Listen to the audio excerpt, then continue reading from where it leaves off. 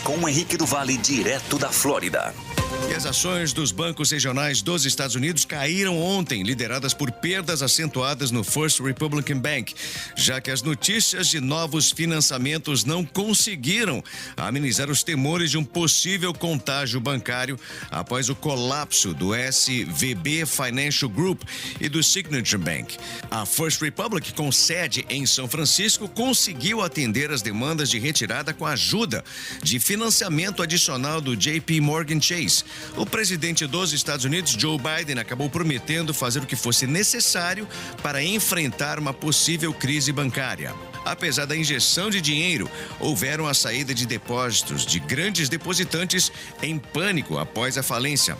Fundada em 1985, a First Republic tinha 212 bilhões de dólares em ativos e 176 bilhões de dólares em depósitos no final do ano passado, de acordo com o seu relatório anual. E moradores da Califórnia, devastada por tempestades, tiveram outro evento atmosférico ontem, com muita área ainda inundada pelas fortes chuvas da semana passada, que causaram grandes danos e pelo menos 2 mortes.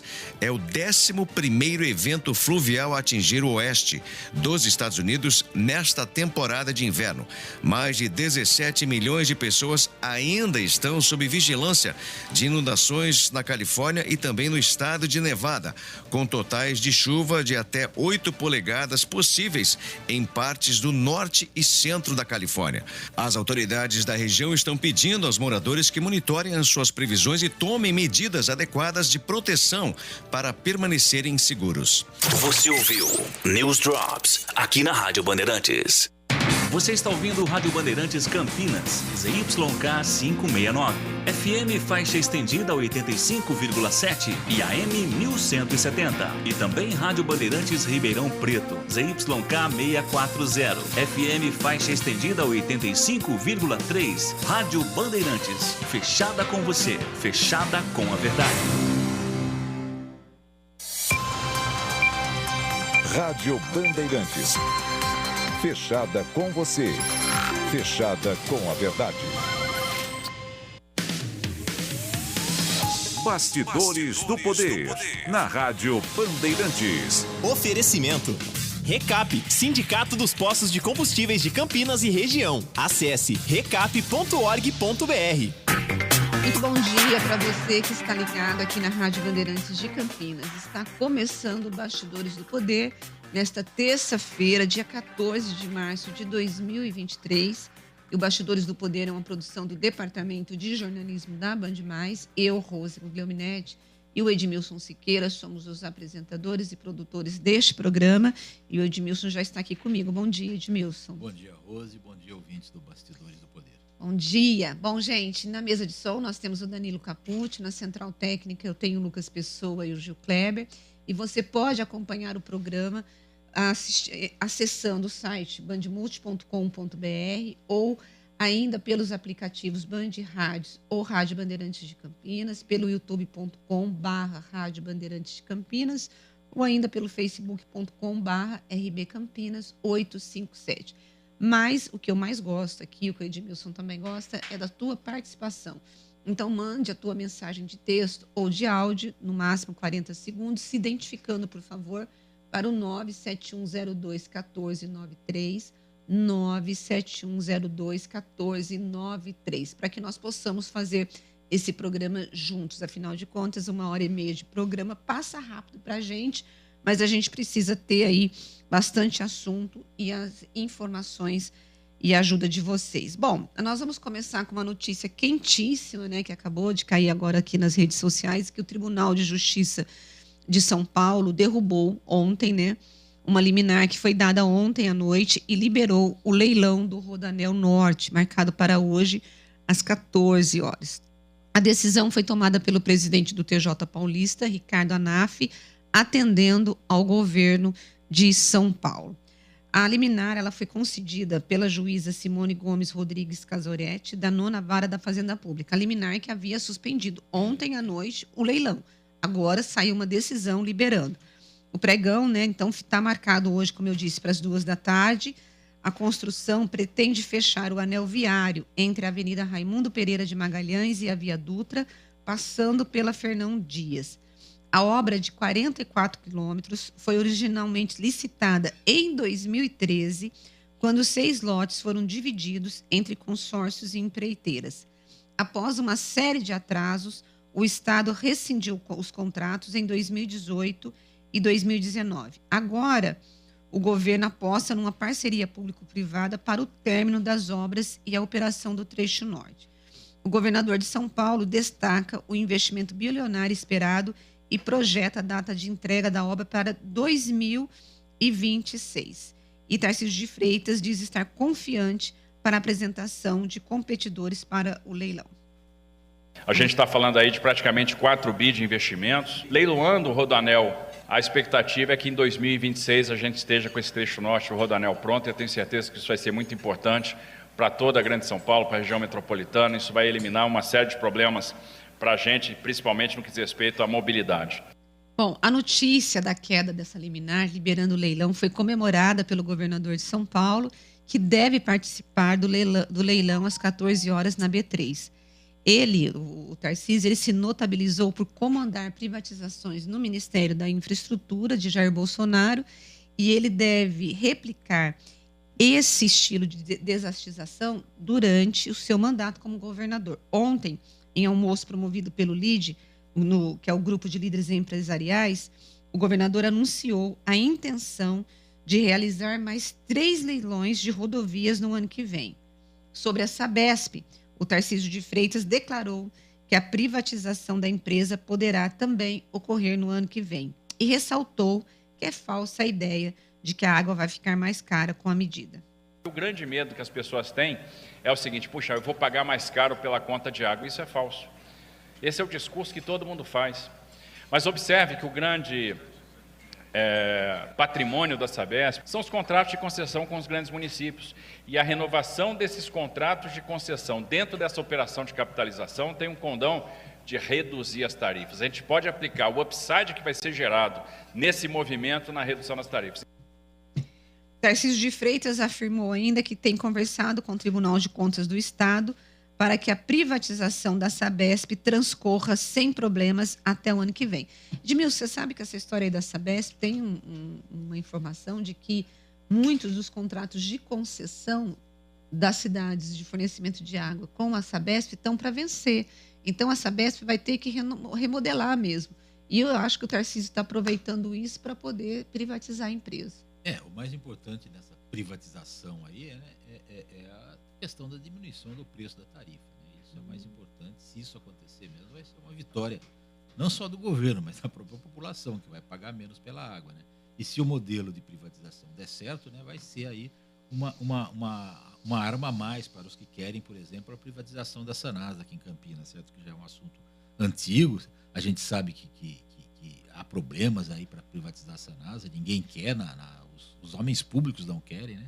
E muitos partidos, principalmente os partidos de esquerda, são contra toda e qualquer privatização, certo? Mas se a privatização da Sabesp, que é a maior empresa de saneamento básico do Brasil, se ela der certo e for feito direitinho e diminuir a tarifa, vai ser muito difícil para que outras cidades segurem aí o serviço de água e esgoto sendo um serviço público. Na realidade, talvez seja bem melhor que ele seja privatizado. Né? Pois o presidente da Sanasa, ele disse que a Sanasa ela é muito saudável financeiramente e que não vislumbra essa privatização. E todos os prefeitos, pelo menos, rejeitam essa ideia de privatizar, né? Ela é saudável financeiramente, cobrando uma água caríssima, né? Certo? Uma das mais altas do Brasil. Certo? Então, esse é o grande nó. Eu também, se eu tivesse uma empresa e cobrasse um preço super elevado, sem concorrência, né? Que a Sanasa não tem concorrentes, a empresa seria super saudável financeiramente. Agora, a gente precisa ver o seguinte: quantos funcionários tem a Sanasa hoje, certo? Se não há um excesso de funcionários... Tem 2 mil, cerca de 2 mil. Certo? 1.000 e pouco seria o suficiente, segundo os dados, segundo os estudos internacionais de saneamento básico, certo? Para cada 1 milhão de habitantes, deve 1.000 funcionários de uma empresa de saneamento básico é o suficiente, certo?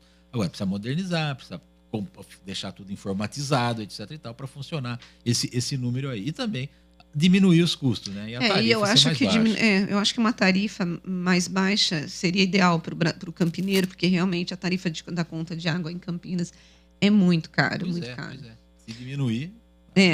Bom, gente, e hoje também nós vamos ter a Polícia Federal deve ouvir nesta terça-feira o ex-ministro de Minas e Energia, o Bento Albuquerque, e o ex-assessor da pasta, Marcos André dos Santos. Os dois foram intimados a explicar o caso das joias milionárias que seriam presente do governo da Arábia Saudita.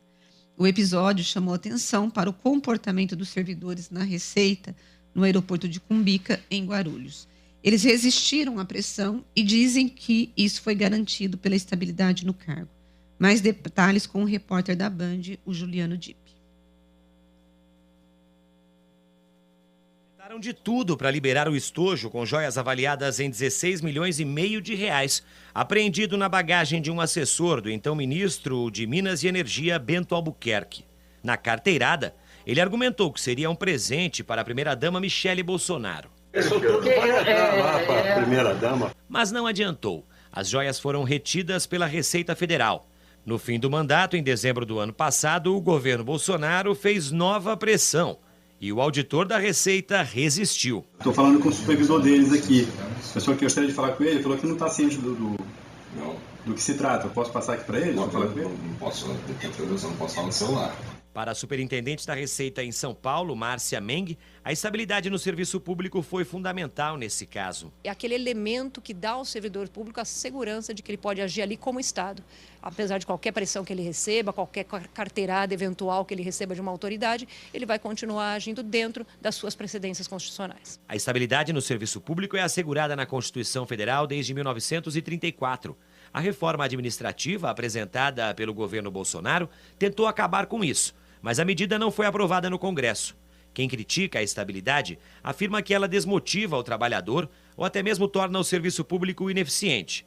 Por outro lado, quem defende diz que ela é fundamental para a independência da administração pública, como explica o presidente do Sindicato Nacional dos Auditores Fiscais, Paulo Oshiro. Não podemos nos submeter a qualquer forma de pressão. Então, a estabilidade para os servidores públicos que exercem atividade de Estado tem que existir sempre. A estabilidade, no entanto, não protege o mau servidor, que pode ser punido ou até mesmo demitido. O controle interno é feito pela Corregedoria.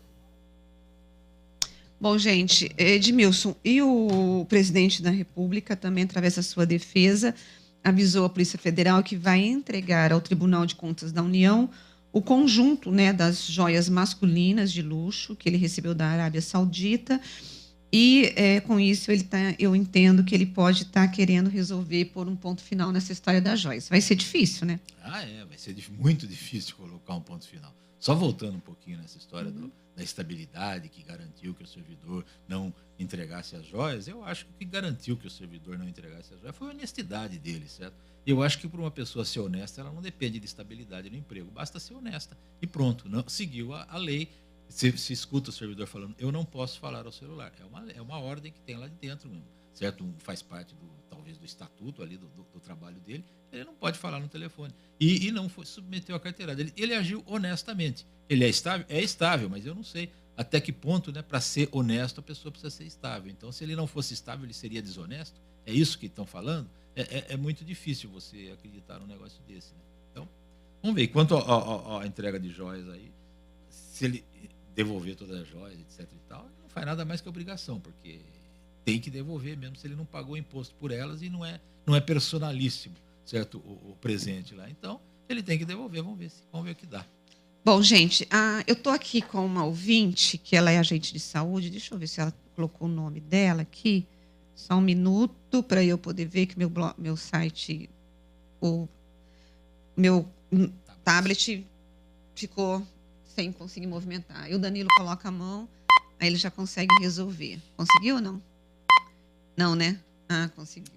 A Viviane, ela mandou aqui dizendo o seguinte: bom dia, eu sou agente de saúde de Campinas e gostaria de informar a senhora Rose, do blog da Rose, que ela está equivocada no documento que mandamos para a Prefeitura de Campinas.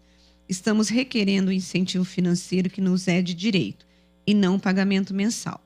Que ela possa se informar direito antes de sair publicando notícias. Grata. Pois é, Viviane, eu respondi aqui para a Viviane que eu acho que ela não deve ter lido as duas matérias.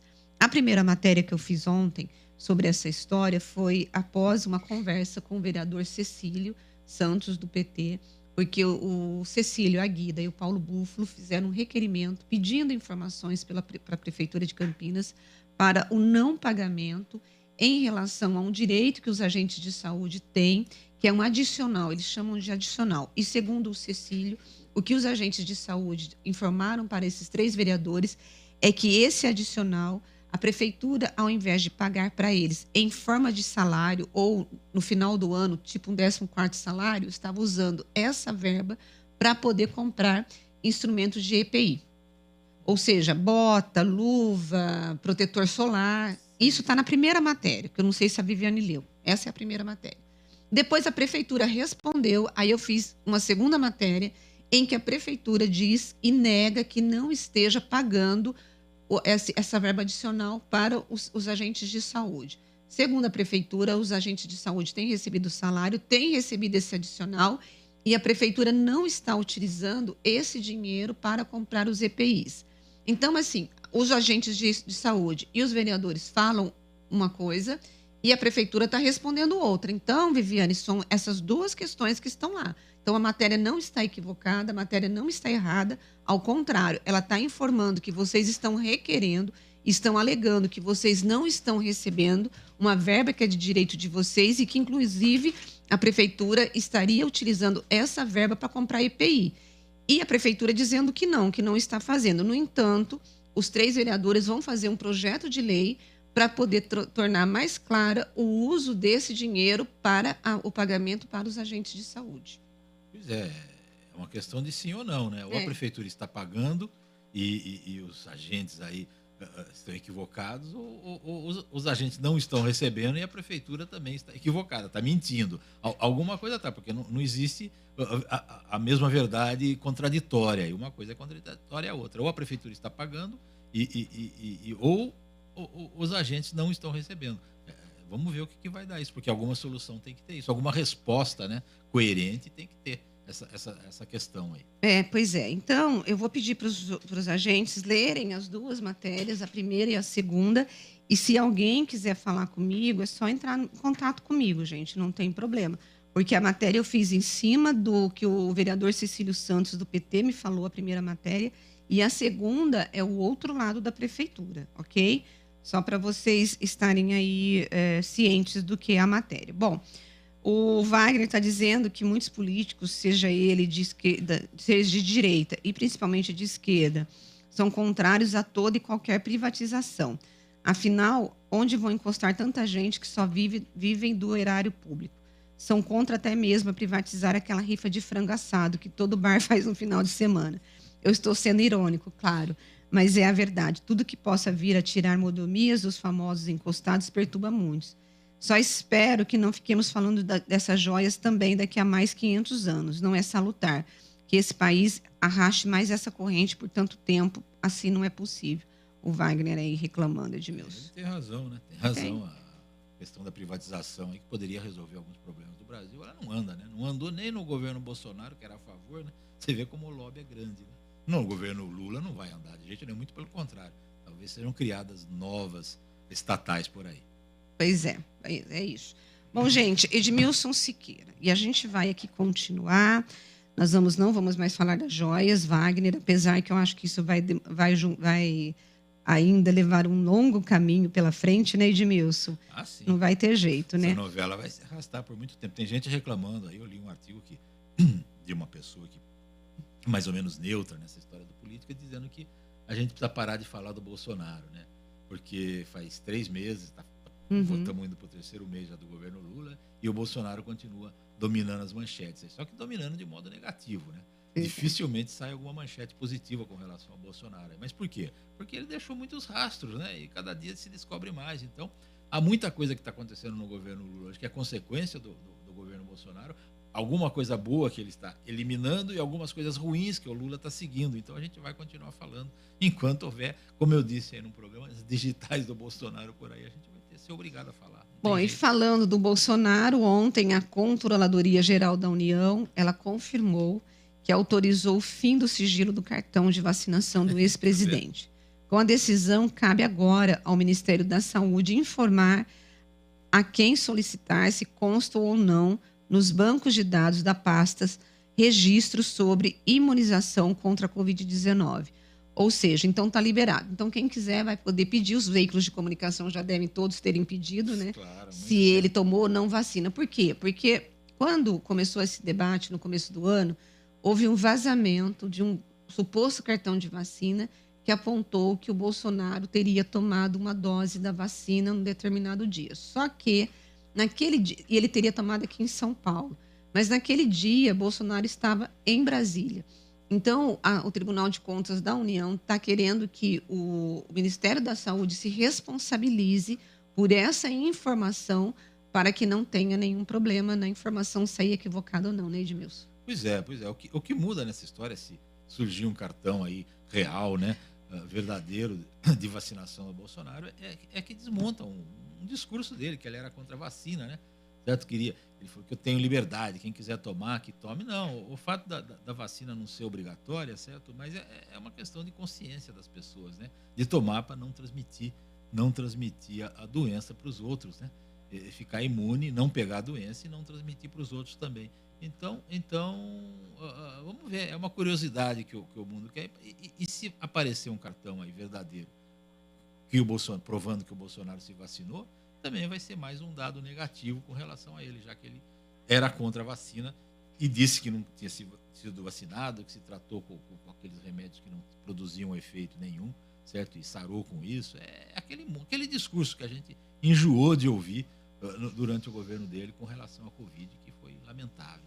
Não, eu espero, eu sinceramente espero que o Bolsonaro não tenha se vacinado, porque muita gente deixou de se vacinar por conta do posicionamento dele. Pior, né? Algumas pessoas morreram por conta dessas pessoas. Eu conheço famílias de pessoas que eram contra a vacinação porque eram bolsonaristas e perderam pais, avós por conta disso. Eu realmente espero que realmente ele não tenha enganado a população dessa forma. Eu espero. Muito ruim.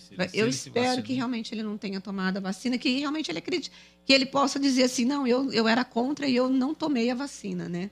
Porque agora, se ele tomou a vacina e for revelado isso, vai ficar muito, mas muito constrangedor. E eu fico imaginando o que esses bolsonaristas vão dizer, viu? Que perderam entes queridos aí, certo? Vão falar o quê, né? Foi ele que mandou não tomar vacina. Então foi ele que mandou matar, né? Exatamente. Agora, gente, e por falar em morte, né? Morreu ontem, aos 77 anos, vítima de um agressivo câncer no estômago, que foi descoberto há pouco mais de um mês, né? O ex-ministro do MDB, o Eliseu Padilha.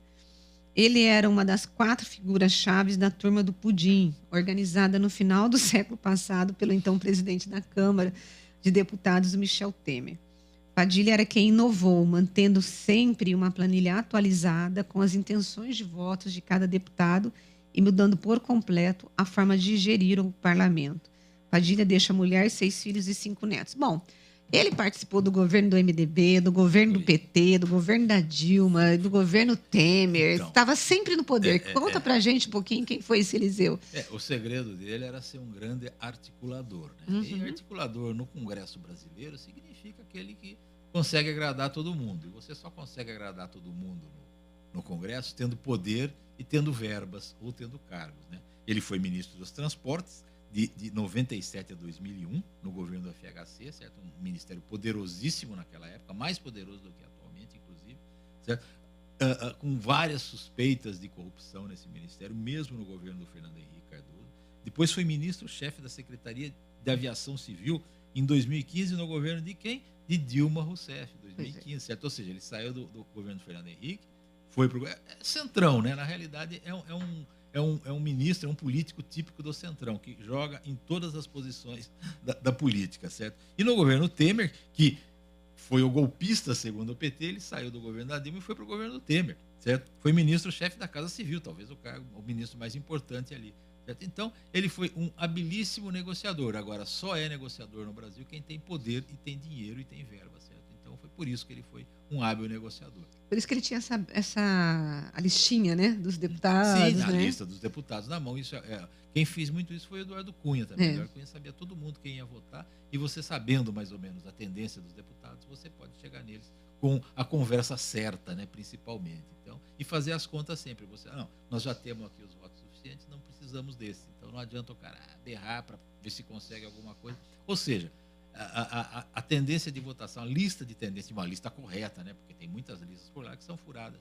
E a lista correta, quem souber fazer uma lista boa, tem muito poder também no Congresso. Pois é, mas aí, como você bem disse, tem que ter o dinheiro, né? Não, porque não adianta você ter a lista, porque os deputados, você compra um deputado com cargos e verba. Claro, é isso. Né? No Brasil é isso. E inclusive, o que o Lula está fazendo agora, entregando cargos com as emendas. Ontem nós falamos, eu ainda não digeri a história daquelas emendas de 42 bilhões para distribuir para os deputados e ainda oferecendo cargos de diretorias para poder fazer uma base sólida para poder conseguir aprovar os seus projetos, né, que ele precisa. Né? E a notícia que tem hoje é que ele liberou geral um monte de cargos de segundo escalão para impedir a CPI dos atos de 8 de janeiro. As assinaturas já foram conseguidas, só falta a leitura lá no CPI mista, se eu não me engano. Sim, CPI mista. Uhum.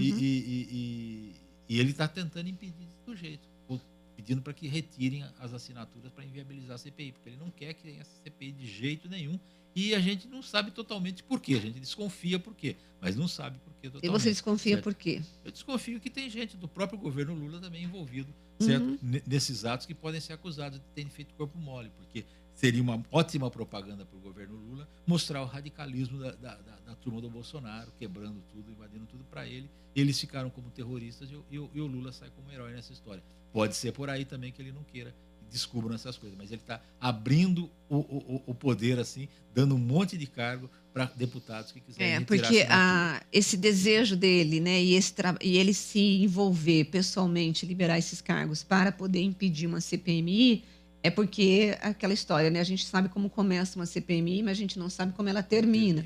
Mas o que dá a entender, como você bem colocou, é que há um risco, ou pelo menos ele tem medo de que alguma coisa se respingue. Por quê? Porque quem mais se beneficiou com os ataques que aconteceram lá na Praça dos Três Poderes foi o governo Lula. Porque senão nós estávamos até hoje com os movimentos na frente dos quartéis. Eu acredito que se não tivesse tido aquela radicalização, Edmilson, não teria acabado com essa história. Pois é, ia ser uma pedra no sapato dele para ele conviver. Então, aliás, até as redes sociais já estão mostrando agora o Lula, quando ele era, antes dele ser presidente, eu acho que era no programa do Serginho Grossman, mas na TV Cultura ainda, certo? Falando lá por que ele era favorável à CPI. Tinha uma CPI para acontecer naquela época, certo? Talvez contra até o Fernando Henrique. Por que ele era a favor da CPI? Ele justificando que a CPI é o melhor instrumento de investigação que nós temos que fazer uma CPI, blá, blá, blá, blá, blá, certo? Falando lá no programa, e hoje eles estão mostrando, olha a diferença de hoje, ele tentando impedir a CPI. Pois agora, porque é aquela história, quando você não é governo, você está na oposição, você está jogando pedra, né? E aí quando você vai virar ali o telhado, aí você muda de lado. É basicamente isso. Mas eu acho que deveria sim ser aprovado e vamos responsabilizar quem tem que ser responsabilizado. Porque por enquanto as investigações todas elas estão só sobre os que estavam no poder em Brasília, né, no governo de Brasília, e participantes do governo Bolsonaro, certo? Estão tentando chegar até no Bolsonaro com relação à responsabilização dos acontecimentos de 8 de janeiro. Até agora, nenhum membro do governo Lula, né, entrou aí no rol das investigações. E olha só, e o aval foi dado por União Brasil para ele indicar aliados nas diretorias dos Correios, do FNDE, do Departamento Nacional de Obras contra as Secas e até da Codevasf, que é aquele antro de corrupção do governo Bolsonaro e que continua no governo Lula, porque por enquanto nada foi mudado na Codevasf, né? Não foi nada mudado e os processos continuam por aí, certo? Vamos ver o que vão dar esses processos agora, já que o governo mudou, certo? Claro que todo mundo espera que a Codevasf seja investigada, aquelas estradas que se esfarelaram aí logo depois de prontas, certo? Precisam ser investigadas. A verba jorrou fácil lá para aquela empresa e foi usada para muita corrupção aí. E o Brasil deve exigir, né, que esses malfeitos aí sejam investigados e os responsáveis devolvam o dinheiro público aí que gastaram. Bom, nós vamos ouvir, antes de ir para o intervalo, o DJ Alê. Que mandou aqui. Bom dia a todos, DJ Alê, Rose e Ed. tanta coisa precisando em Campinas, importante no centro, resolver o problema aí do pessoal do morador de rua e tal, e a prefeitura preocupada com os guarda-chuvas da 13 de maio. Ontem tinha um pessoal lá mexendo naqueles guarda-chuvas da 13 de maio. Parece brincadeira, não é verdade? Vocês viram aí a última do presidente Lula, né? Falando, tudo tem que passar pela Casa Civil para ser do meu governo. Poxa vida, hein? E depois o Bolsonaro era considerado ditador. Grande abraço a todos, DJ Ale. É exagero do DJ ali, certo? A Casa Civil é praticamente o coordenador dos ministérios, né? Então ela tem que estar por dentro de tudo que acontece no governo, evidentemente, certo? Agora, como vai decidir é outra questão. Daí a gente vai ver se a decisão é autoritária ou não é, certo? Mas se passar por lá é normal. Certo? E com relação aos guarda-chuvas, provavelmente quem ele viu lá tentando fazer a manutenção dos guarda-chuvas é a empresa que botou os guarda-chuvas lá, né? Sim, que tem um contrato privada, da prefeitura, tal, é empresa privada. Não é a prefeitura se preocupando com os guarda-chuvas, é a empresa privada a mando da prefeitura, provavelmente, para consertar os guarda-chuvas que quebraram lá. E tem que consertar, né, gente? Porque já que você fez o projeto, se ficar com um problema, DJ, não tem sentido a prefeitura deixar... Virar um trapo. Virar um trapo, virar um trapo, exatamente. Vai ficar muito feio, né? Bom, e com isso nós vamos para o intervalo e a gente volta daqui a pouquinho com mais de Bastidores do Poder.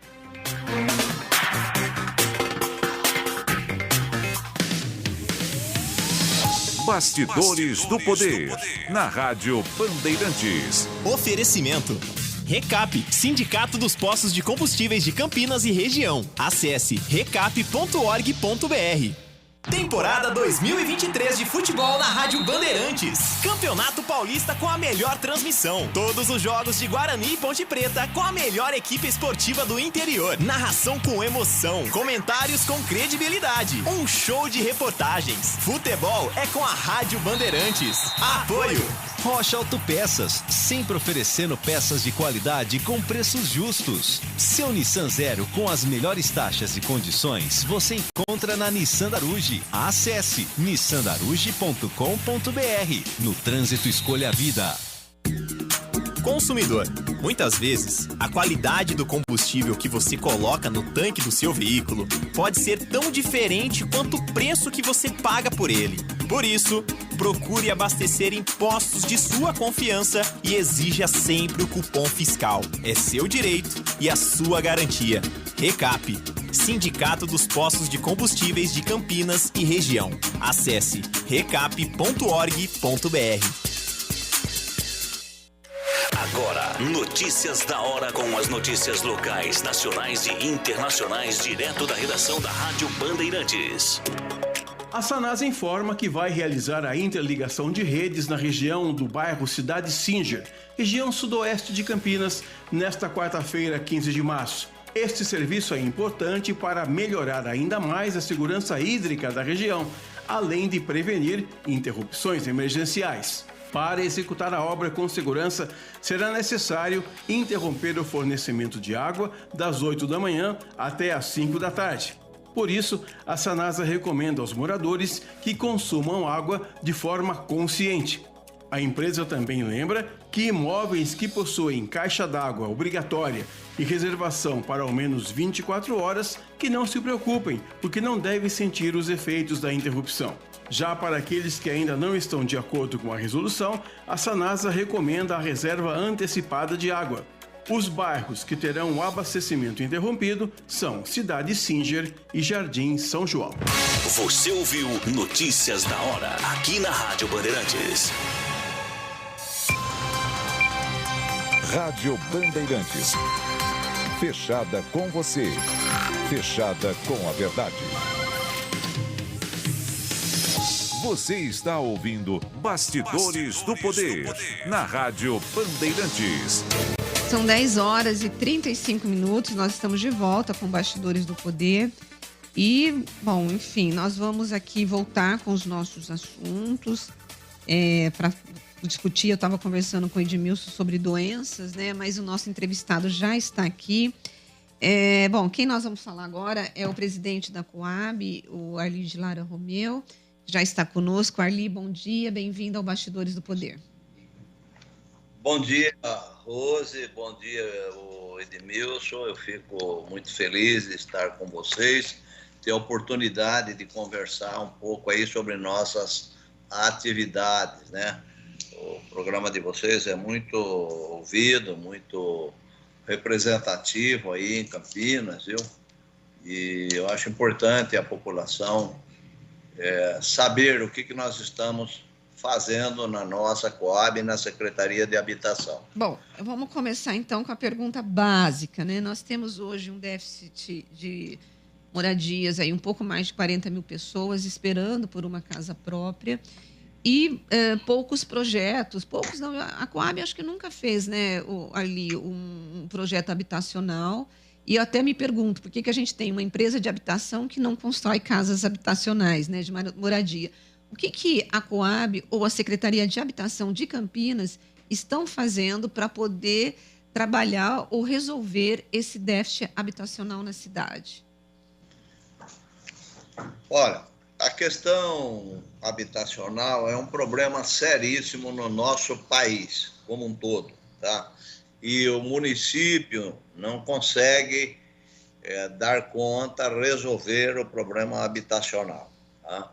Então, realmente é preciso ter honestidade e compreender isso. Isto não quer dizer que nós não temos avançado, porque a questão da habitação, ela não é só a construção de unidades habitacionais, tá? Ela também se resolve através da regularização fundiária, tá? Campinas é líder, Campinas iniciou o processo de regularização fundiária e hoje ela tem resultados expressivos, né? Quer dizer, por isso teve início no governo do prefeito Jonas Donizete. Nós já temos hoje regularizado 16.200 propriedades aí com a regularização fundiária. No governo do prefeito Dário Saad, nós já entregamos 5.514 e estamos aguardando aí os cartórios registrarem mais 450. Vamos chegar numa meta agora de 2023, tá? Quer dizer, somente 2023, mais 5.200. Então, números expressivos. Mas, como fazer para melhorar e ter uma opção para essa população de baixa renda? O Brasil, Rose, Edmilson, os senhores ouvintes e telespectadores da Band aí, tá? Nós temos um déficit no Brasil de 40 milhões de habitação, 40 milhões, né? Nós temos um cadastro aqui em Campinas, no nosso SIM, de cerca de 40 mil, tá? O governo federal acabou de anunciar metas aí de 2023 a 2026 de 2 milhões de habitação. Ora, 2 milhões de habitação corresponde a 5%, tá? 5% da demanda nacional. Então, é preciso que a questão habitacional, tá, seja realmente tratada, tá, com a necessidade que requer. Eu falo que a gente precisa avançar, Rose, tá? E mudar algumas coisas que são muito perversas, né? Eu tenho uma senhora que vai lá em casa há mais de 10 anos, ela vai uma vez por semana. Hoje é terça-feira, hoje é dia dela ir lá, tá? E ela lava, passa e vai lá. Assim como ela vai na minha casa, ela vai em outras casas, em 3, 4, 5 casas, né? Ela tem renda para comprar uma casa, mas aí o que acontece? Como ela não tem prova disso, não consegue fazer prova com carteira assinada, né? A Caixa Econômica não aceita essa renda que ela tem individualizada. Então, são coisas que precisam mudar. A Campinas, tá, não tem como ofertar imóveis prontos para a população, tá? Nós estamos avançando na regularização e estamos também recebendo imóveis de contrapartida em razão de uma legislação pioneira, nova, que a gente conseguiu aprovar agora aí no governo do prefeito Dário Saado. Nós aprovamos a nova legislação do ex-social, né? Que foi difícil isso, é uma coisa inovadora do empreendimento social, né? Isso possibilitou diminuir a metragem, tá? De imóveis de 126 para 90 metros. E nesse sentido, eu quero também, quando a gente fala de problema habitacional, tá? Eu acho que o governo precisa estimular a loteamentos, tá? Porque se a gente não tem recurso para fazer a construção, porque é cara uma habitação. Eu costumo dizer aos empresários, falar, vocês precisam ganhar um pouco de muitos e não querer ganhar muito de poucos, tá? Porque o imóvel continua sendo uma propriedade cara, né? A questão de financiamento não só da propriedade em si, como do material de construção ainda é um desafio, né? Se uma pessoa quiser lá comprar um automóvel, ela compra, ela sai de lá com o carro na hora. Agora, se ela quer financiar material de construção a longo prazo, é um parto da montanha para conseguir isso. Então, eu acho que é um conjunto de medidas que precisa serem vistas como possíveis, enfrentadas, tá? E com isso nós vamos conseguir avançar. Em Campinas, nós temos recebido imóveis em contrapartida, né? Isso tem estimulado muito, quer dizer, hoje nós temos de empreendimentos aprovados 2.115 unidades, tá? E temos mais ainda cerca de 6.000 ainda em processo de aprovação. Deixa eu ver se eu entendi. Arli, deixa eu ver se eu entendi. A prefeitura, ela aprova empreendimentos populares para a iniciativa privada e, em contrapartida, essa construtora, ela entrega imóveis para que vocês, a Coab, possa repassar para o morador de Campinas, é isso? Olha, é quase isso, mas não é bem isso. Tá. É o seguinte, nós recebemos em contrapartida, pelo fato dessas construtoras serem beneficiadas com favores legais, tributários, tá? Ela se obriga a 2% do valor do investimento, do total de unidades, disponibilizarem para a Coab, né? Então, por exemplo, 100 unidades, tá? Nós vamos ter 2 unidades que vão ser disponibilizadas para a Coab e a Coab vai analisar o seu cadastro aqui e vai ofertar esses imóveis para a população de baixa renda, né? A possibilidade de acesso a esse financiamento vai até 10 salários mínimos, né? Sendo certo que a maior incidência é até 6 salários mínimos, tá? Então, com essa nova legislação que nós aprovamos, né, ou do decreto do prefeito, o prefeito baixou um decreto em setembro, tá? Que é pioneiro, porque delega a competência à Coab de aprovar seus próprios projetos. A Coab faz seu projeto e a Secretaria da Habitação aprova, né?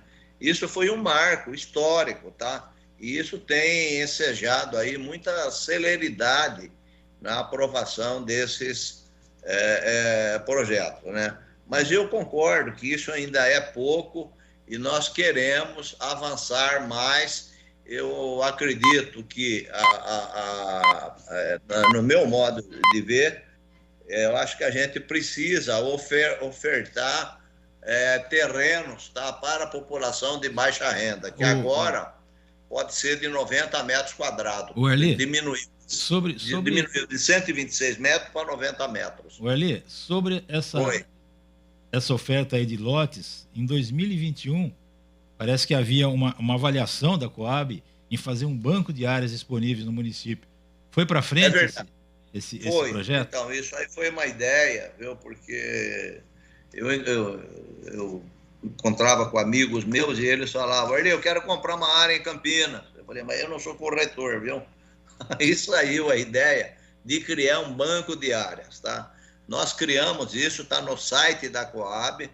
Foi uma coisa legal isso, porque isso possibilitou que grandes proprietários de áreas pudessem se cadastrar, e isso entra no sistema da Coab, e os empreendedores, né, apresentam, procuram esses proprietários e adquirem essas áreas. Isso tem acontecido, isso tem aproximado quem tem área de quem tem interesse em comprar área, tem facilitado, e acredito que isso tem sido um dos indutores aí para novos empreendimentos, que aumentou muito aí. Nós estamos vivendo um verdadeiro boom, uma coisa impressionante, tá? Na quantidade de novos empreendimentos, tá?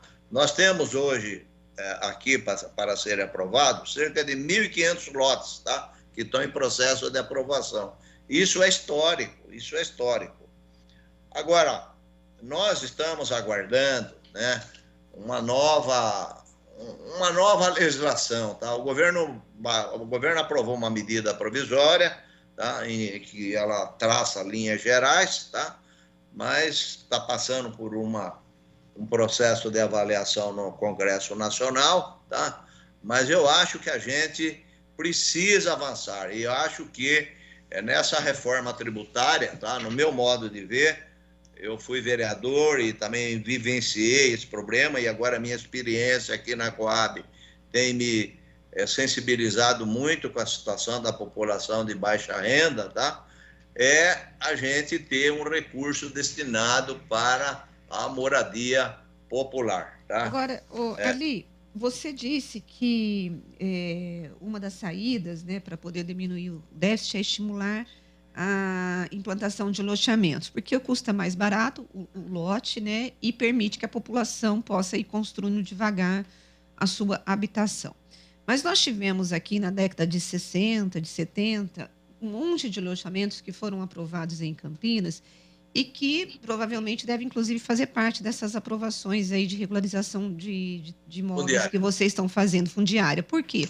Porque eram loteamentos aprovados sem contrapartida, sem centro de saúde, sem escola, sem asfalto, e que o loteador ele ia lá, dividia os lotes, vendiam os lotes, e a população é que se virasse para as benfeitorias. Em que pé hoje essa regularização se daria, e quando você exige a contrapartida, se isso não encarece esses lotes? Olha, bom, primeiro, eu quero dizer que nós tivemos modificações importantes aí nos novos empreendimentos, porque nós diminuímos a área útil, tá? Não é mais obrigado os proprietários a terem, a venderem a garagem.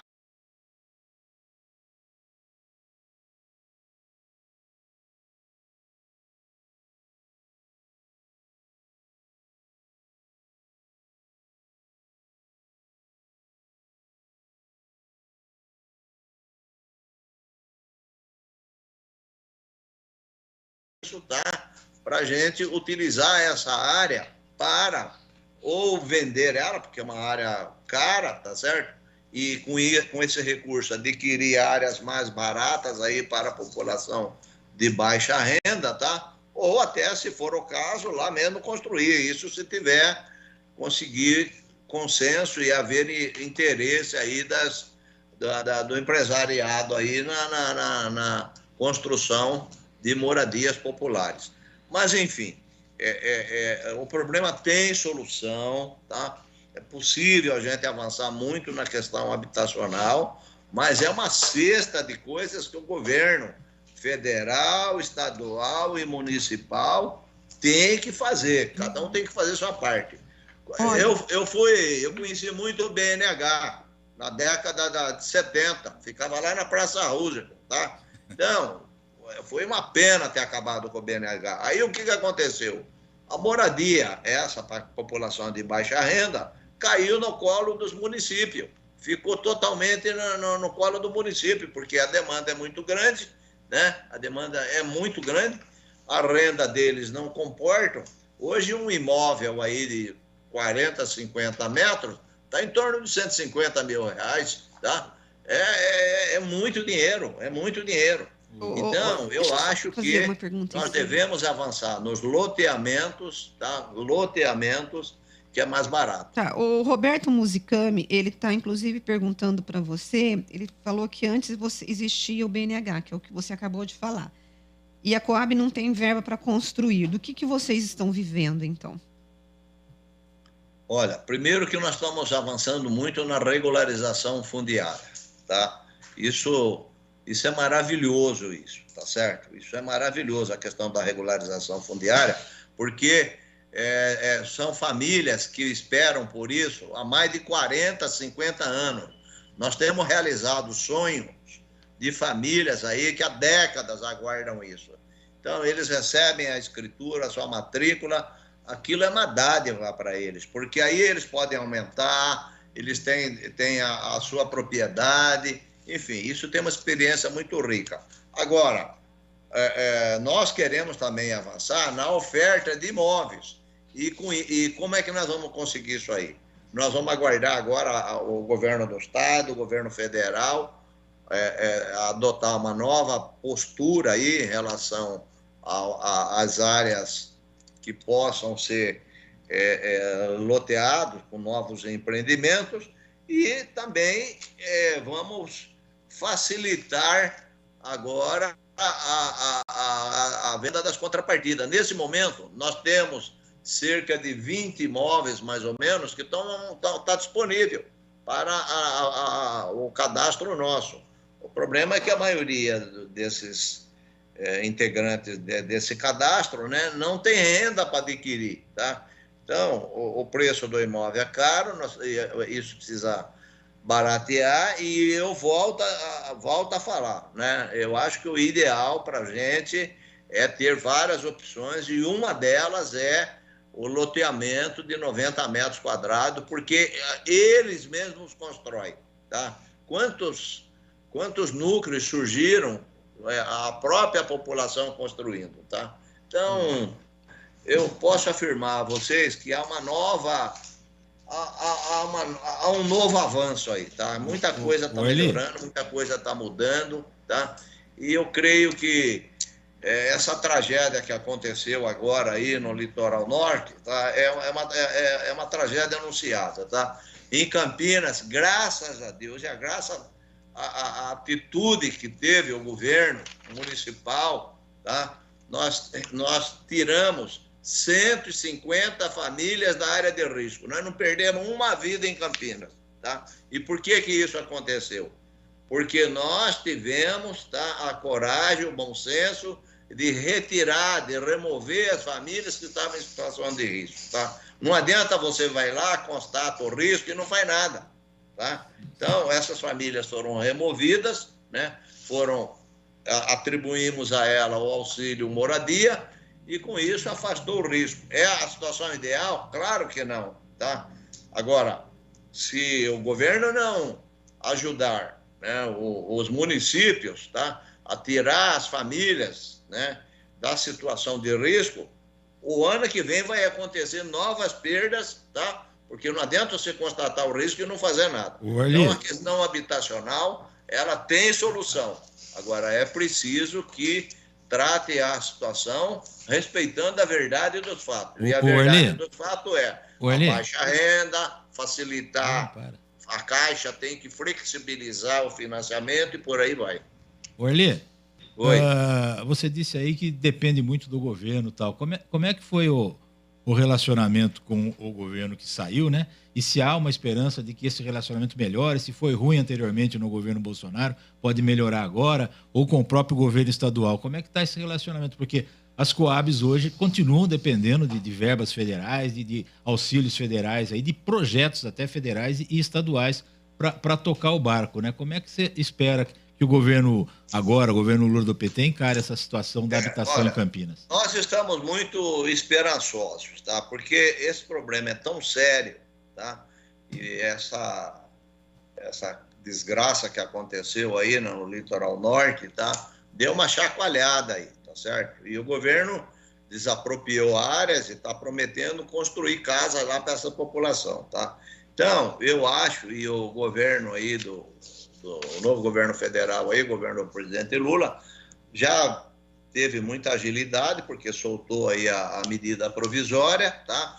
É claro que ela vai passar por avanços, por aperfeiçoamentos, tá? E nós vamos insistir muito, né? Já tem um evento programado aqui com o Sinduscom aí para os próximos dias, e eu acho que esse é um problema que todos nós juntos, tá, devemos lutar, brigar, tá? Porque a moradia é o sonho de toda a população. Na nossa cultura brasileira é essa, né? Porque o aluguel é caro, tá? E é possível um país com a dimensão nossa, tá, resolver problema habitacional. Eu acredito nisso. Agora, vamos enfrentar as coisas de frente. Então, terreno de 90 metros, tá? Nós vamos fazer com que as contrapartidas que nós temos recebido sejam efetivamente usadas, não passe um ano, passa 2, passa 3, você tem a moradia estocada aí e ninguém está morando na moradia. Isso tem que resolver isso aí, temos que encontrar forma da Caixa Econômica financiar e fazer com que a população de baixa renda tenha acesso a esses imóveis. É isso que nós estamos fazendo. Arli, dessas 2.115 unidades que você já tem de contrapartida, você está enfrentando dificuldade para conseguir o financiamento? Essas famílias... Contra a dificuldade, porque o que acontece, tá? As famílias de baixa renda, quando a gente fala baixa renda, é 3 salários mínimos, é 4 salários mínimos, tá? Aí vai lá na Caixa Econômica, a Caixa faz tanta exigência, tá? Eu citei aí da minha funcionária. A Caixa tem que flexibilizar, tá? Não precisa ter carteira assinada. Se uma pessoa comprovar que tem renda, não interessa se aquela renda dela vem de 3, de 4, de 5 fontes, tá? Porque quem tem uma renda de R$4.000 por mês, ela pode pagar perfeitamente R$500 de um financiamento. Agora, precisa abrir a cabeça, mudar. Não adianta ficar... tudo tem risco na vida, tá? Olha... É uma coisa pior do que as vidas que perderam no litoral norte. Não, a Caixa tem que abrir a cabeça, tem que entender que nós precisamos priorizar as famílias de baixa renda. Dessas 2.115 unidades, quantos por cento elas estão estocadas porque as famílias não conseguem a documentação para comprovar a renda? Você tem ideia de quantos por cento significa isso? Eu acredito, está entre 15 e 20 imóveis aí, tá? 15, 20 que a gente quer vender, quer fazer com que aconteça a alienação. Tá? Ok, tá. Então, olha, e nós temos divulgado, temos falado, eu tenho os meios de comunicação, nós estamos desesperados para nos livrar desses imóveis, no bom sentido, né? Para ter gente morando. É isso que a gente quer, tá? Tá certo. Olha, o Edmilson Santos, nosso ouvinte, ele disse que a história da sua diarista, ela não consegue financiamento porque não tem vínculo empregatício, que seria uma garantia para os bancos, e que o senhor deveria contratá-la com esse vínculo para poder ela ter esse direito. Aí, se o senhor quiser responder... Eu respondo. Olha, a lei não me obriga a contratá-la, tá? E ninguém contrata ninguém de um dia, tá certo? Agora, eu assino um documento porque ela ganha por diária, tá? Ela ganha por diária. Eu assino um documento falando que ela está comigo, tá, há 10 anos, 12 anos. Ela tem vários. Eu mesmo já indiquei ela para vários casais, tá certo? Então, não é a minha declaração de que ela trabalha um dia que vai resolver na Caixa, tá certo? Porque o salário é proporcional ao dia trabalhado, tá? Enfim, A Caixa é que precisa mudar a cabeça, tá? E aceitar a comprovação de renda mediante a somatória de várias receitas que a pessoa recebe. É isso que tem que acontecer, porque não só eu. Agora, se a lei me determinasse que amanhã eu posso contratar uma pessoa por uma vez por semana, a lei não permite isso. Agora, Arli, a Caixa... Agora, a Caixa aceita a somatória dos familiares que trabalham, né, para compor a renda, né? Ou não? Então, a Caixa quer carteira assinada. A Caixa fala em ter carteira assinada. O que a Caixa fala? Tá? Mas olha, se ela provar que todo esse rendimento dela, de cada um, entra por aqui, ter um histórico, tá? Nós podemos estudar. Mas, se imagina uma pessoa que ganha 4 contos por mês, tá? Vai ter conta em banco, sem ter carteira assinada. Enfim, olha, eu acho que precisa mudar isso, precisa flexibilizar, precisa facilitar a vida das famílias de baixa renda. O nosso grande problema, o nosso grande foco, tá? São as famílias de baixa renda. É essa que está aí, que é vulnerável, que passa por situação difícil, tá? Que nós precisamos ter alternativa de loteamento, terrenos baratos de 90 metros, tá?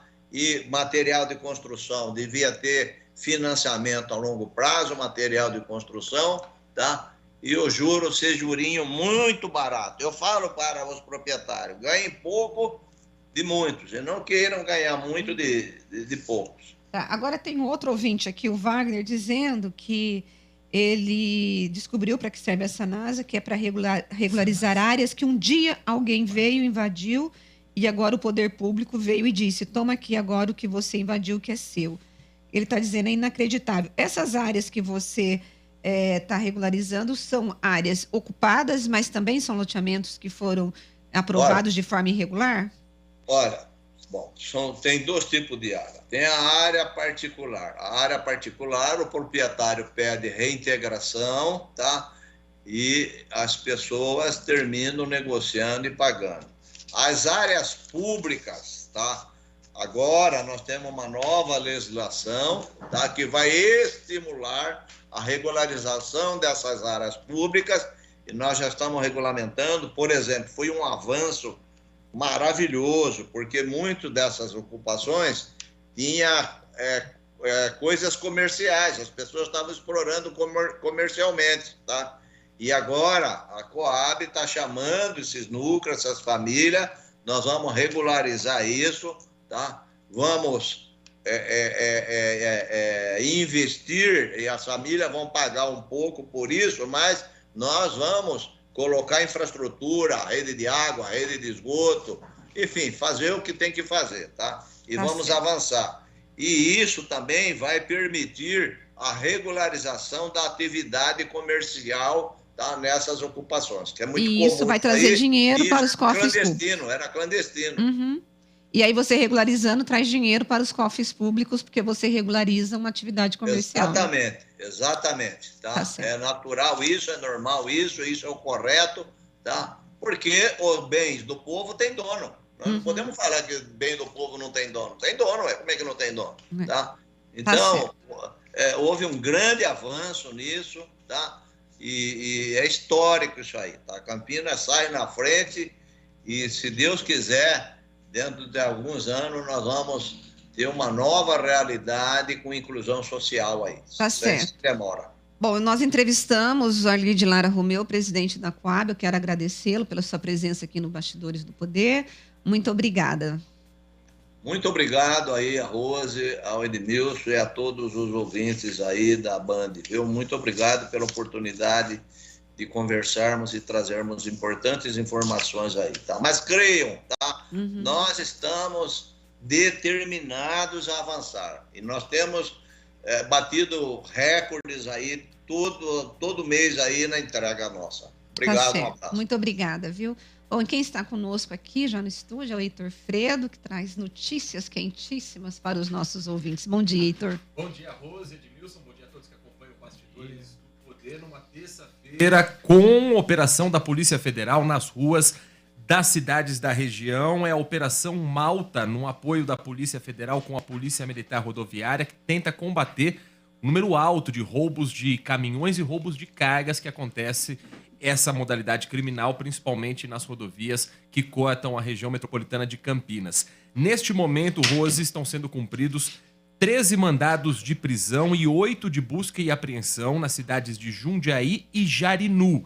Na cidade de Jarinu, inclusive, há informação de que um dos suspeitos teria resistido ao mandado de prisão temporária e, no momento da prisão, teria sido alvejado e está, nesse momento, sendo investigada essa situação. Portanto, um disparo que aconteceu ali por parte da polícia com um dos baleados. Essa quadrilha, em 20 dias, ela já foi identificada como sendo praticante de 7 crimes. Meu Deus. 4 aconteceram no mesmo dia. E são ações, Rose, que, olha, são muitas vezes violentas e que terminam ali com trauma para os motoristas. Os criminosos, eles fazem uma patrulha nas rodovias, principalmente em Anhanguera e Bandeirantes, nas regiões de Campinas e Cajamar.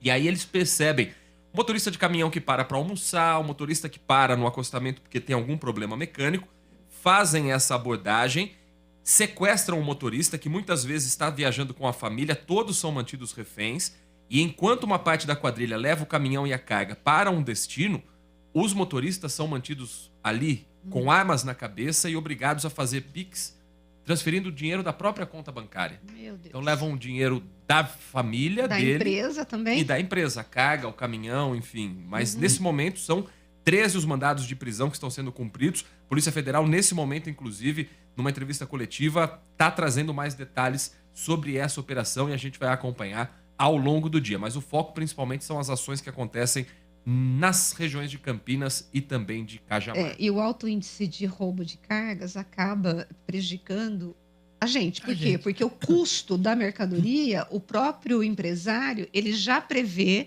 e já coloca lá no custo dele fixo a questão da segurança. E normalmente eles fazem seguro, né? Sim. E o seguro é cada vez mais caro, né? De acordo com daí, Claro. o preço do seguro vai também para a mercadoria. E principalmente as empresas que tem aqui na região de Campinas, porque nós, nós somos um entroncamento de boas rodovias, a gente tem aqui os assaltos, vai atrair os assaltantes, né? É justamente também essas duas regiões em que eles agiam são pensando nessa logística. Porque estamos falando de Cajamar, onde tem a ligação entre Anhanguera e Bandeirantes. Campinas tem saída para diversas rodovias, SP-101, Bandeirantes, Anhanguera, Dom Pedro. Então são 2 pontos muito estratégicos para a logística, mas também para o crime organizado. Mas que coisa, né? Mas ainda bem que a polícia está agindo, né? O crime organizado tem logística agora, certo? Também. Gente, certo? e Deve falar, Heitor que está aqui, quero aproveitar o Heitor. Gente, vocês viram que aconteceu uma madrugada de terror no Rio Grande do Norte? Ou pelo menos 14 cidades, incluindo a capital Natal, foram alvos de ataques a tiros e incêndios em prédios públicos, comércios e veículos. Não sei se vocês chegaram a ver isso. Eu me lembrei, Edmilson, aqui do que aconteceu aqui no estado de São Paulo em 2006. Em 2006, quando o PCC aterrorizou o estado de São Paulo com o que aconteceu nessas 14 cidades no Rio Grande do Norte foi muito parecido com o que aconteceu aqui. Queimaram veículos, atacaram prédios públicos e botaram o terror lá. Só que na matéria aqui do antagonista que eu vi, não se fala que foi o crime organizado, mas eu não tenho dúvidas de que foi o crime organizado. Desse né? tipo não existem, né? Não se tem, né? E é isso, né, Heitor? A quadrilha, a facção criminosa que age em São Paulo, ela tem ramificações no Brasil todo. Mas existem outras facções. No nordeste do país tem uma que se chama Família do Norte, que também tem essa mesma ação, muitas vezes com atentados terroristas, para criar esse clima de pânico na população quando algo acontece. Em 2006 foram transferências de lideranças do PCC para presídios de segurança máxima. Então pode ter certeza que há alguma relação, sim, ou de um enfrentamento mais duro, ou de alguma ação governamental que não foi favorável, obviamente, ao crime organizado para ter por trás algo tão orquestrado. Quando é uma ou outra situação pontual, pode até não ter relação, mas quando é orquestrado assim com mais de 10 cidades... Para eles agirem desse jeito, é porque algum recado eles estão querendo mandar. Atacaram 2 bases da PM, um fórum de justiça, uma prefeitura e um banco. Foi tudo organizado para fazer esse terror aí e com alguma reivindicação aí, contra alguma coisa que está acontecendo lá. Muito provavelmente. Mais alguma coisa, Heitor? Destaque sobre a creche que nós trouxemos a informação aqui também na Rádio Bandeirantes, o Centro de Educação Infantil Professora Sônia Maria Alves Castro Pérez, aquela creche onde houve a queda de uma caixa d'água, próximo inclusive a um parquinho infantil. Isso foi no Jardim Rosa Maria.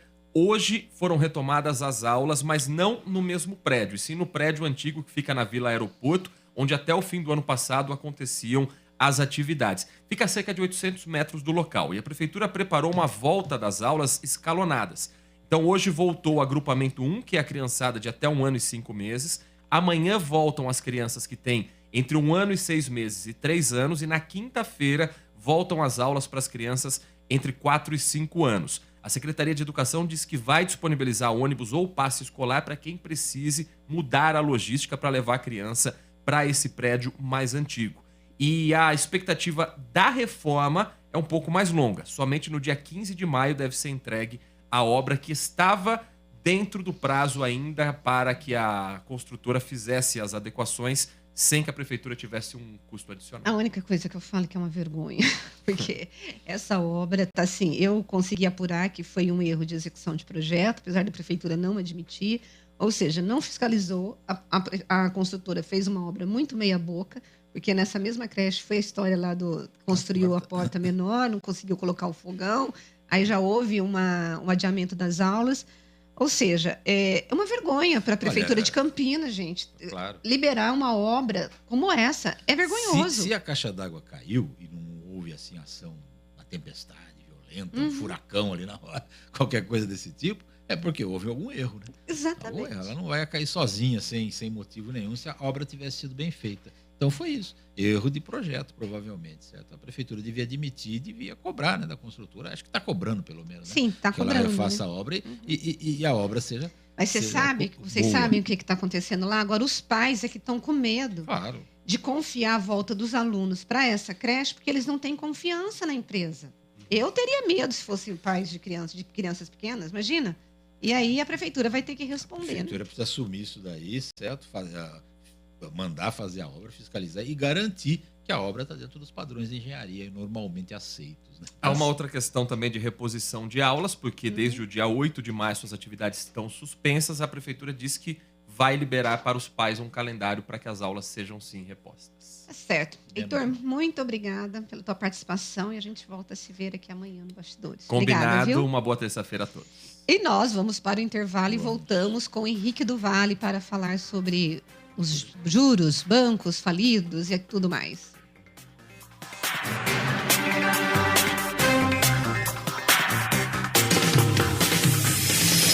Bastidores do Poder, na Rádio Bandeirantes. Consumidor, muitas vezes, a qualidade do combustível que você coloca no tanque do seu veículo pode ser tão diferente quanto o preço que você paga por ele. Por isso, procure abastecer em postos de sua confiança e exija sempre o cupom fiscal. É seu direito e a sua garantia. Recap, Sindicato dos Postos de Combustíveis de Campinas e Região. Acesse recap.org.br. Temporada 2023 de futebol na Rádio Bandeirantes. Campeonato Paulista com a melhor transmissão. Todos os jogos de Guarani e Ponte Preta com a melhor equipe esportiva do interior. Narração com emoção. Comentários com credibilidade. Um show de reportagens. Futebol é com a Rádio Bandeirantes. Apoio Rocha Autopeças, sempre oferecendo peças de qualidade com preços justos. Seu Nissan Zero com as melhores taxas e condições você encontra na Nissan Daruge. Acesse nissandaruge.com.br. No trânsito, escolha a vida.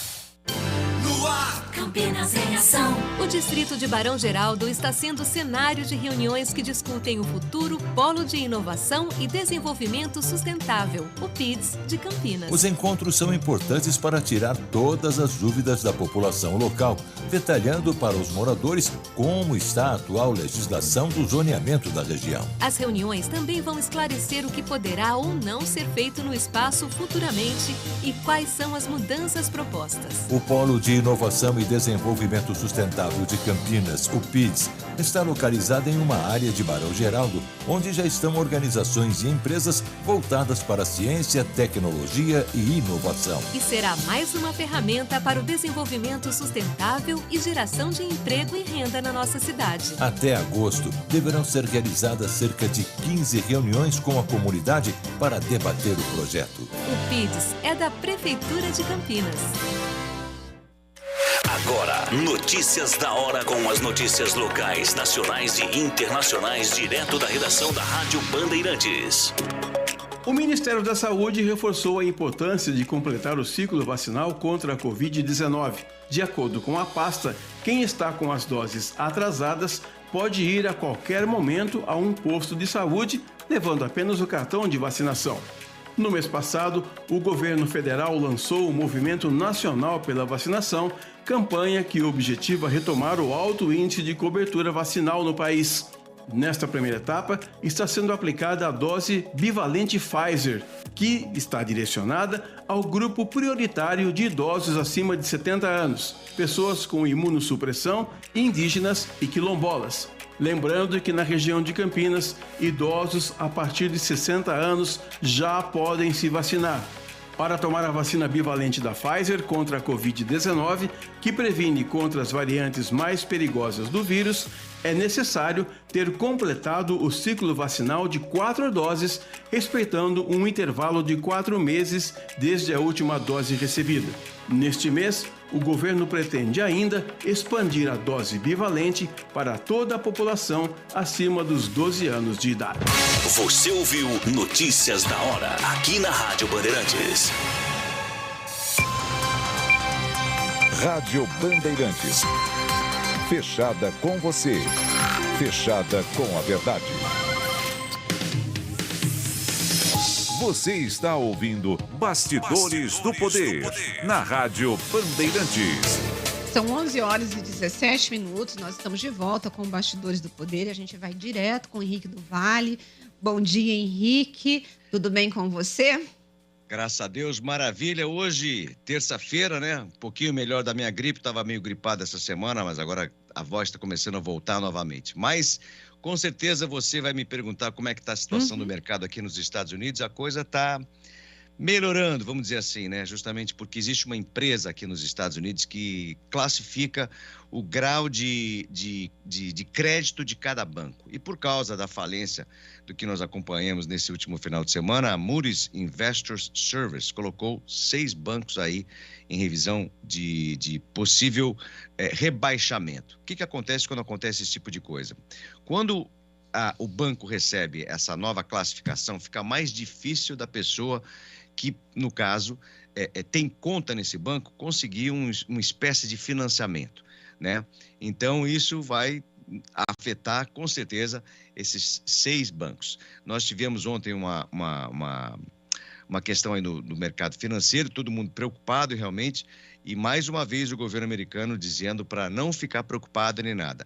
O que aconteceu ontem, inclusive? Por causa disso, as pessoas começaram a procurar aí novas opções. Então, para aquelas pessoas que possuem um pequeno negócio aqui nos Estados Unidos, é muito arriscado você ter todo o teu dinheiro somente num banco. Então, hoje, as principais emissoras de TV por aqui deram uma aula, principalmente as pessoas que estão começando com seus negócios, de sempre colocar o teu dinheiro em diferentes bancos, incluindo agora os bancos que são digitais, que podem oferecer uma taxa de juros menor.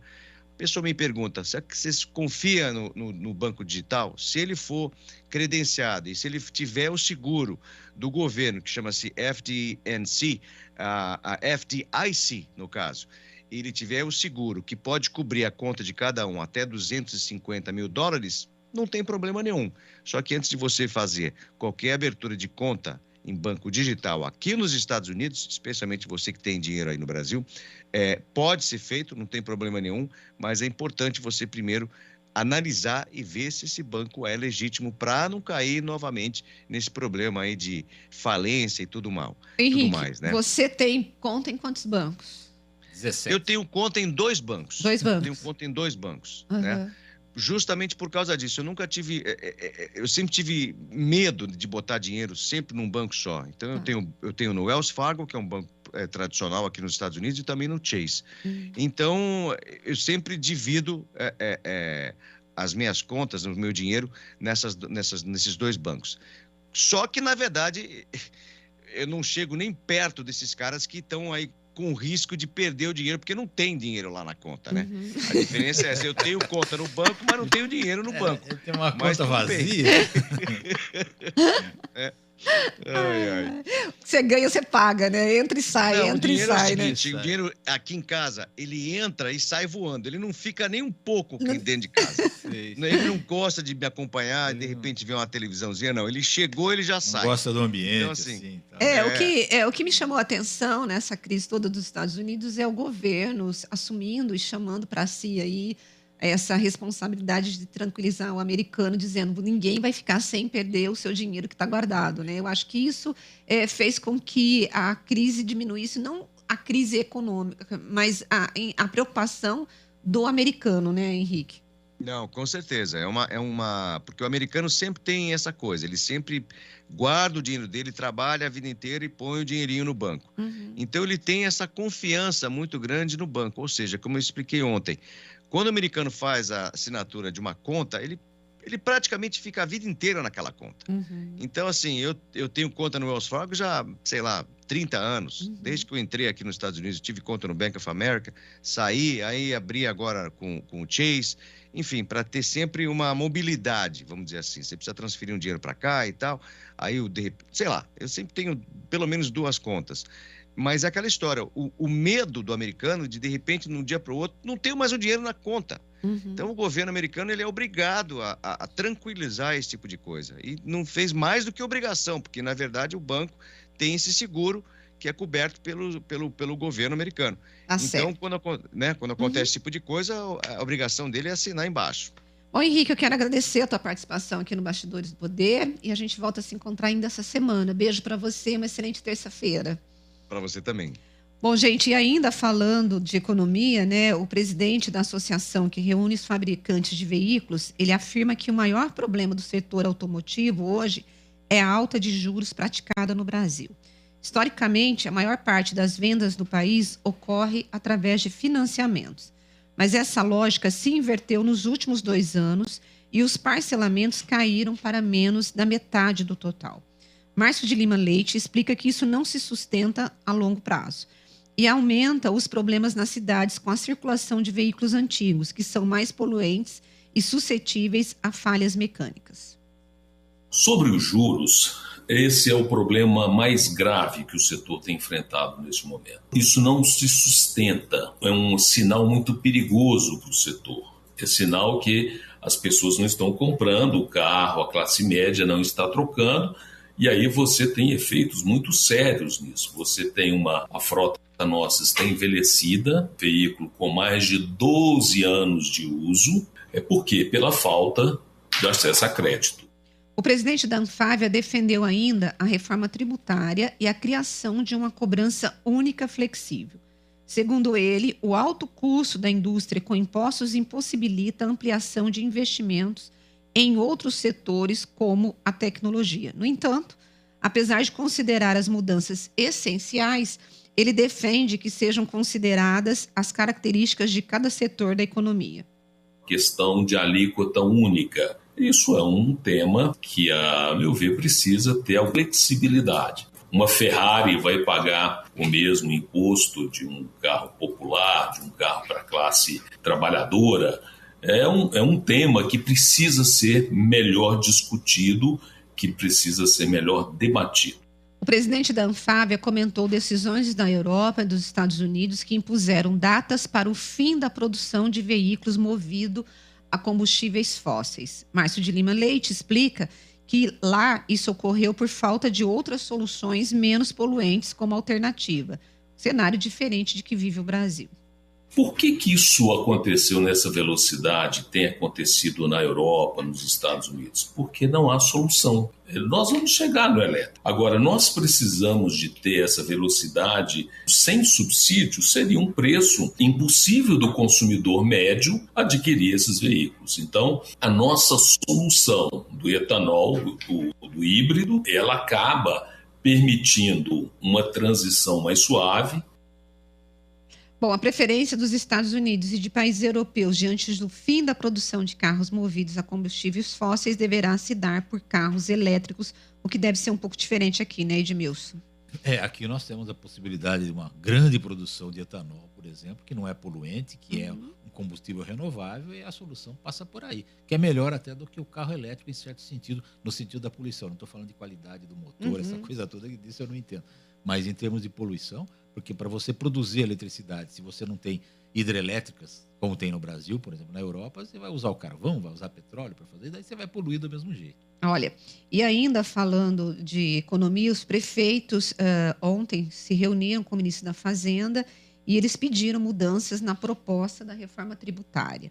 No encontro com representantes das cidades, Fernando Haddad defendeu ontem uma mudança de impostos que aproveite propostas que já estão no Congresso. A expectativa é que as propostas de emendas à Constituição da Câmara e do Senado sirvam de base para a fusão de taxas federais, estaduais e municipais. O vice-presidente da Frente Nacional dos Prefeitos, o Eduardo Paes, do Rio de Janeiro, quer a inclusão de uma PEC alternativa na discussão do grupo de trabalho. O que nós queremos é aquilo que está escrito na Constituição. A autonomia municipal tem que ser garantida, isso pressupõe capacidade de tributar, e essa autonomia municipal é fundamental. O ministro Fernando Haddad defende que os municípios vão sair ganhando com a proposta do governo. Nós estamos propondo um tributo que é transparente, justo, simples e que não vai diminuir em nada a arrecadação dos municípios. Em nada. A expectativa de Fernando Haddad é que a reforma tributária seja analisada pela Câmara e pelo Senado até outubro. Mas por mais que o ministro tenha planos e previsões, é o Congresso que vai ditar o ritmo da tramitação da matéria. E segundo os cálculos do presidente da Câmara, Arthur Lira, o governo ainda não tem base para aprovar reformas dessa magnitude. Oi, Edmilson, é o seguinte, ontem o Dário Saad, o prefeito aqui de Campinas, esteve nessa reunião. E ele fez uma intervenção junto ao ministro da Fazenda, dizendo o seguinte, nós não queremos abrir mão da gestão do ISS. Por quê? Porque os prefeitos estão apavorados com a possibilidade de queda na receita. Hoje, Campinas recebe 1 bilhão e 700 milhões, é a previsão para esse ano de arrecadação com esse imposto. O ISS se tornou o maior imposto do município. E isso tem acontecido em várias cidades grandes do porte de Campinas. E a fala do Eduardo Paes é a fala do Dário Saad, dizendo nós não queremos abrir mão dessa gestão e desse imposto. Que prefeito que quer perder dinheiro? Nenhum. E se esse imposto acabar ou desaparecer e virar lá no IVA, vai ser controlado pelo governo federal e o governo federal que vai distribuir. Daí você pega o imposto de Campinas e distribui para o Brasil inteiro também, ou grandes cidades e tal. E essa distribuição vai ser igualzinha era antes? Dificilmente vai ser, porque tem muitos municípios aí precisando de dinheiro federal para sobreviver, certo? E os grandes municípios não vão querer abrir mão disso daí, não. É muito difícil, vai ser uma pedra no caminho da reforma tributária.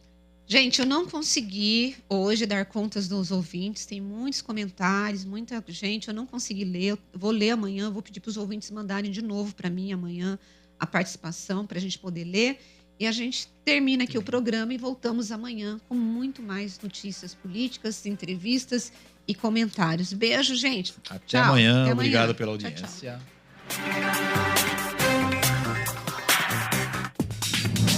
Você ouviu Bastidores do Poder na Rádio Bandeirantes. Oferecimento. Recap, Sindicato dos Postos de Combustíveis de Campinas.